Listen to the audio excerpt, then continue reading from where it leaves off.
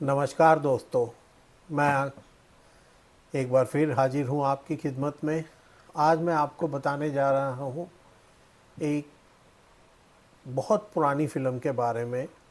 लेकिन ये फ़िल्म जो है वो माइलस्टोन है एक इंडियन सिनेमा का, जो बाद में आपने देखी होंगी। बहुत सारी फ़िल्में बनी कि कोई कुंभ के मेले में, कई और किसी जगह भाई बिछड़ जाते हैं, फिर धीरे धीरे पूरी फिल्म चलती है, एंड में जाके वो फिर भाई एक दूसरे से मिल जाते हैं। उस उस स्टोरी का जो बेस है वो यहाँ से शुरू होता है। ये फिल्म है 1965 में आई वक्त, जिसे बी आर बलदेव राज चोपड़ा जी ने बनाया था। बी आर चोपड़ा जो यश चोपड़ा जी के बड़े भाई थे, और उन्होंने बनाया था। और वहाँ से ये भाइयों के बिछड़ने और मिलने की कहानी शुरू हुई। बी आर चोपड़ा साहब पढ़े लिखे इंसान थे, एमए इन इंग्लिश लिटरेचर, और उनकी पूरी टीम ही इतने पढ़े लिखे लोगों की थी कि आप यकीन नहीं करेंगे। लोग आज के ज़माने में तो कहते हैं जो किसी को कोई काम धंधा नहीं, किसी को जो कोई पढ़ा लिखा नहीं है तो चलो वो फिल्म इंडस्ट्री में चला जाता है। आधे लोग तो 10वीं पास भी नहीं है फिल्म इंडस्ट्री के।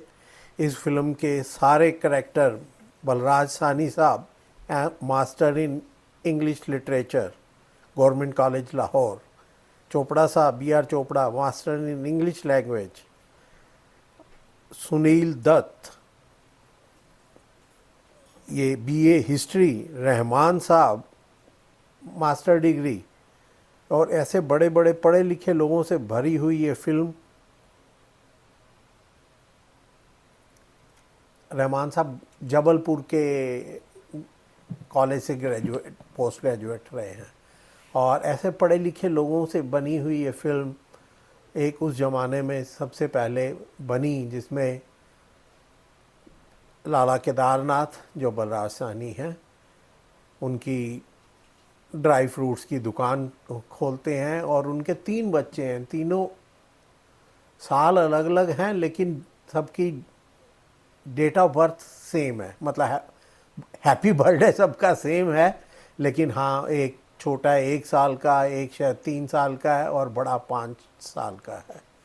वो मकान लेते हैं, दुकान खोलते हैं, और बड़ी गर्व से बताते हैं कि ये लाला केदारनाथ जो ये किदारा मजदूर होता था, जो बोरियां ढो ढो के आज इस लेवल तक पहुंचा है कि उसने इतना बिजनेस खड़ा, एम्पायर खड़ा कर लिया है।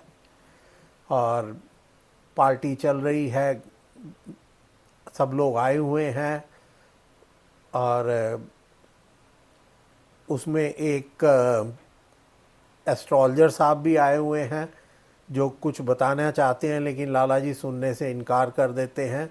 लेकिन वो फिर भी बताते हैं कि डिफ़िकल्ट टाइम आने वाला है, एट्सेट्रा एट्सेट्रा।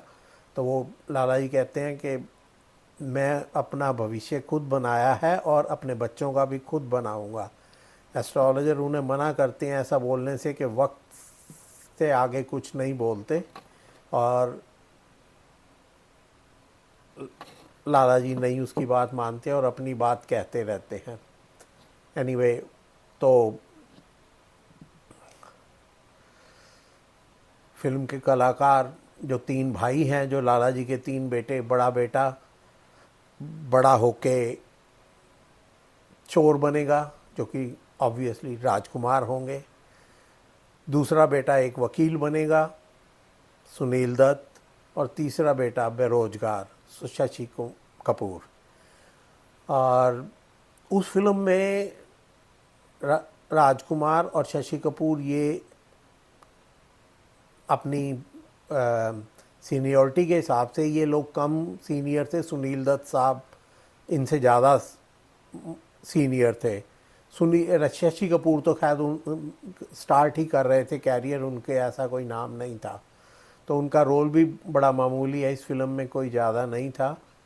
लेकिन फिर भी शशि कपूर के लिए हीरोइन थी शर्मिला टैगोर, और वो भी बच्ची सी लगती है अगर आप इस फिल्म में देखेंगे तो।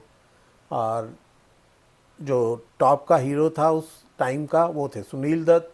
सुनील दत्त के लिए उस टाइम की टॉप की हीरोइन साधना शिवदसानी या साधना जी, जो कि इतनी फेमस थी कि उनके नाम का हेयर कट आज भी इंडिया में लड़कियां कटवाती हैं अपने बैंग्स जो फ्रंट के होते हैं उसे साधना कट ही कहा जाता है इंडिया में। तो और राजकुमार साहब के लिए कोई हीरोइन नहीं थी। तो ये तो थी इस फिल्म की काइंड ऑफ इंट्रोडक्शन। फिल्म में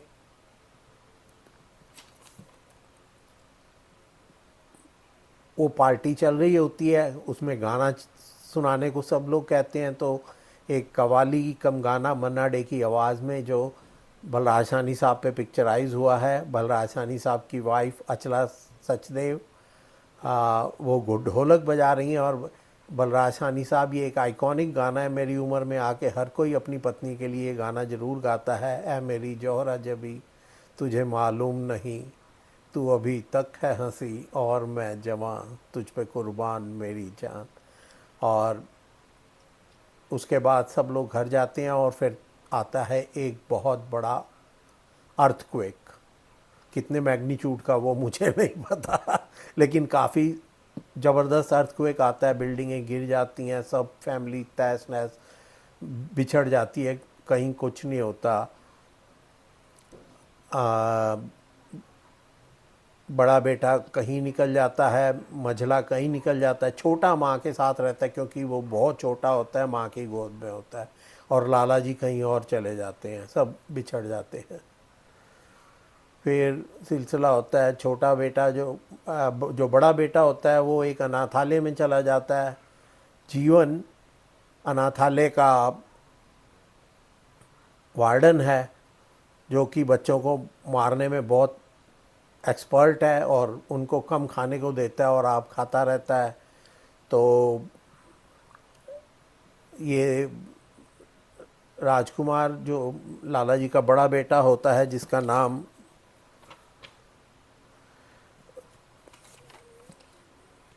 राजू है, राजू जो बर्दाश्त नहीं करता उसकी मार और वहाँ से भाग जाता है। कुदरती लाला जी को कहीं से पता लगता है कि राजू जो है वो एक अनाथालय में है, तो वो वहाँ पहुँचते हैं। तो बच्चे बताते हैं कि राजू को ये वार्डन जो है बहुत मारता था, तो वो भाग गया। लाला जी को इतना गुस्सा आता है कि वो उसका गला दबाते हैं और जीवन मर जाता है। लाला जी को उम्र कैद हो जाती है। तो ढूंढेंगे कैसे, तो वो चला जाता है। दूसरे बच्चे को, वो एक फैमिली को मिलता है, उनका अपना कोई बच्चा नहीं होता, तो वो फैमिली जो है उसको अडॉप्ट कर लेती है। वो वकील होते हैं, तो ये उसको वकील की पढ़ाई, बाद में उनकी एक बेटी भी हो जाती है जो शर्मिला टैगोर होती है। और तीसरा बेटा माँ के साथ ही रहता है, किसी तरह माँ मजदूरी करके, काम लोगों के घर करके अपने बेटे को बड़ा करती है। बड़ा होके पढ़ लिख के वो बेरोज़गार है। उसकी क्लास में एक लड़की पढ़ती थी जो उसका लव अट्रैक्शन है, वो थी शर्मिला टैगोर। बाद में शर्मिला टैगोर अपनी पढ़ाई पूरी करके बॉम्बे चली जाती है अपने माँ बाप के पास, जहाँ पे सुनील दत्त भी होता है। और सुनील दत्त का लव इंटरेस्ट साधना भी होती हैं। और शशि कपूर भी माँ के इलाज के लिए बॉम्बे मूव हो जाता है। और बॉम्बे में शशि कपूर एक दिन कोई उसे बताता है कि एक चिनॉय सेठ हैं, जो कि रहमान साहब हैं, चिनॉय सेठ को एक ड्राइवर की ज़रूरत है, तो वो शशि कपूर को अपना ड्राइवर रख लेते हैं। तो एक पार्टी में गए होते हैं, वहाँ से शर्मिला टैगोर कहती है कि मुझे घर जाना है, तो चिनॉय सेठ अपने चाबी दे के ड्राइवर को कहते हैं, जो कि शशि कपूर होता है, कि इनको इनके घर तक छोड़ाओ। तो बड़ा अच्छा डायलॉग है वहाँ पे। शर्मिला टैगोर पीछे बैठी है, शशि कपूर गाड़ी चला रहा है, तो शर्मिला थोड़ी रोमांटिक सी बात करने लगती है। शशि कपूर कहता है, प्लीज़ माइंड योर लैंग्वेज, हमारे और तुम्हारे में वही फ़र्क है जो पीछे बैठे और आगे गाड़ी चलाने वाले के, मतलब ड्राइवर और पीछे बैठी सवारी के बीच होता है, मालिक के बीच होता है। तो लेकिन वो नहीं मानते, फिल्म का वो तो होना ही होता है। और इधर सुनील दत्त भी आता है और वो साधना के साथ उनका पुरानी जान पहचान होती है। बहुत खूबसूरत गाना है, मैंने एक ख्वाब सा देखा है, ऐसे मोहम्मद रफ़ी साहब ने गाया है कि गजब ही लगता है। वो दरअसल सुर में नहीं है, वो एक पोइट्री की तरह है गाना, सुनने वाली बात है। और भी एक बहुत बढ़िया उसका शेर है एक और गाने का, तुम हुस्न की खुद एक दुनिया हो, शायद ये तुम्हें मालूम नहीं, महफिल में तुम्हारे आने से हर चीज़ पे नूर आ जाता है, चेहरे पे खुशी छा जाती है, आँखों में सुरूर आ जाता है, जब तुम मुझे अपना कहते हो, अपने पे गुरूर आ जाता है। कितना खूबसूरत वर्डिंग है इस गाने की। और एक गाना तो बताया ही है आपको, है मेरी जोहरा जबी। और एक गाना है, कौन आया कि निगाहों में चमक जाग उठी तेरी, अभी याद नहीं आ रहा हूँ तो इस तरह फिल्म आगे चलती है। आगे चल के रहमान साहब एक पार्टी देते हैं और उस पार्टी में एक रानी साहिबा होती हैं जिनके गले में करोड़ों रुपए का हीरों का हार होता है, जो अपने शागिर्द, अपने चेले राजकुमार को कहते हैं ये आखिरी चोरी मेरे लिए कर दे, उसके बाद मैं तेरे को आज़ाद कर दूंगा और you can do whatsoever you want to do after that. और राजकुमार को पता चल चुका होता है, क्योंकि वो एक दिन राजकुमार भी साधना को चाहता है और सुनील दत्त भी। तो वो एक दिन राजकुमार रात को सुनील दत्त का कत्ल करने उसके घर पहुंचता है, तो उसके बेड साइड पे एक फ़ोटो लगी होती है जिसमें शशि कपूर, जिसमें राजकुमार और सुनील दत्त की जो बचपन की तस्वीर थी वो होती है। तो वो पहचान जाता है और उसको पता लगता है ये तो मेरा छोटा भाई है। तो राजकुमार वापस आ जाता है कि मेरे से, और तब वो कसम खाता है कि साधना से उसकी शादी वो करवाएगा। तो वो रहमान साहब को कहता है कि मैं ये काम छोड़ रहा हूँ और मैं ये नहीं, तो रहमान उसके आखिरी शर्त रखता है कि तू ये रानी साहिबा का हार चुरा ले तो मैं तेरे को आज़ाद कर दूंगा। तो वो उसके लिए एक बड़ी पार्टी रखता है। पार्टी में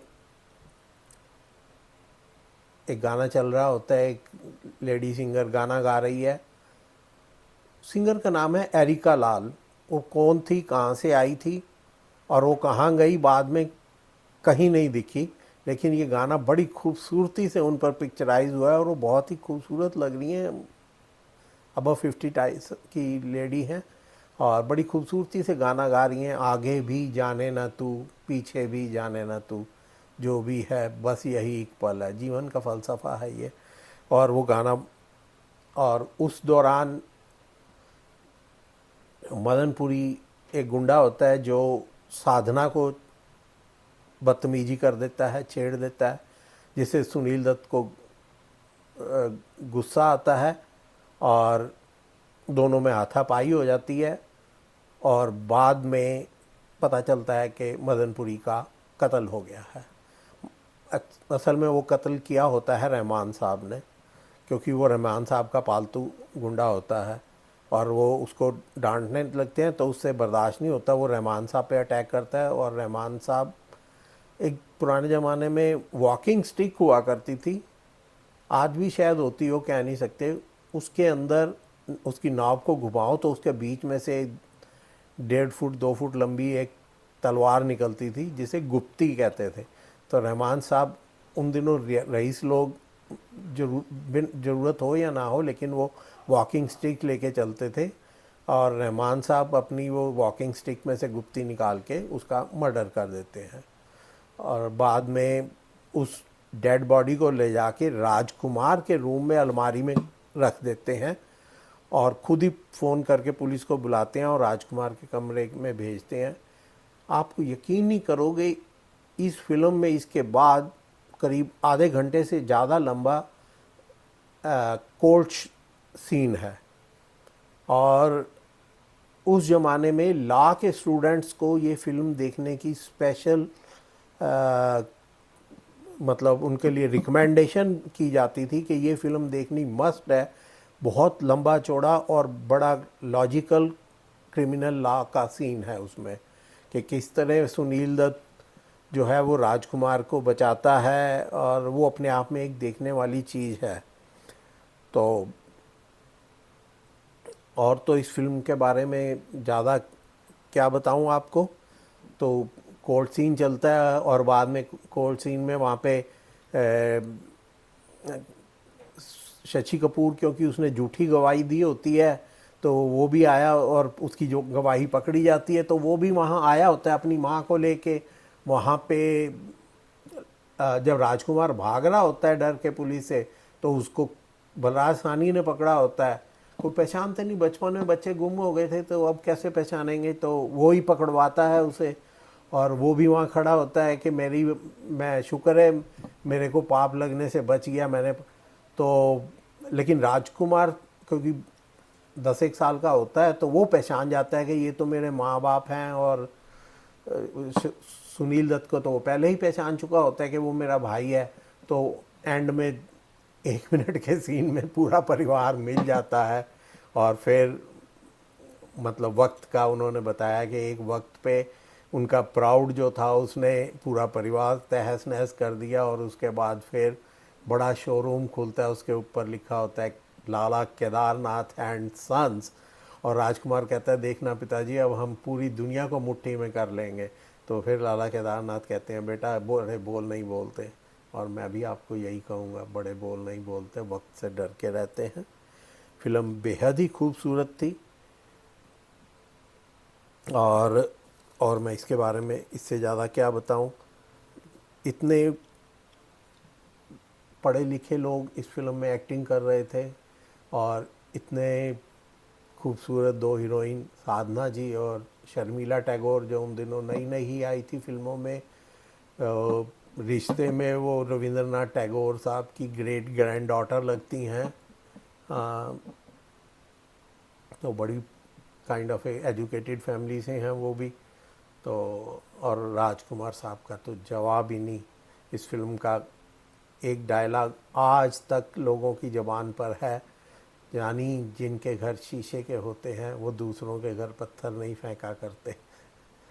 तो और आज भी लोग बेईमान आदमी जो शरीफ की